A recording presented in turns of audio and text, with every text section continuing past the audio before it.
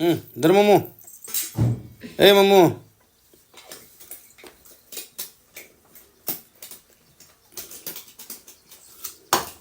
कसे आहेत चव?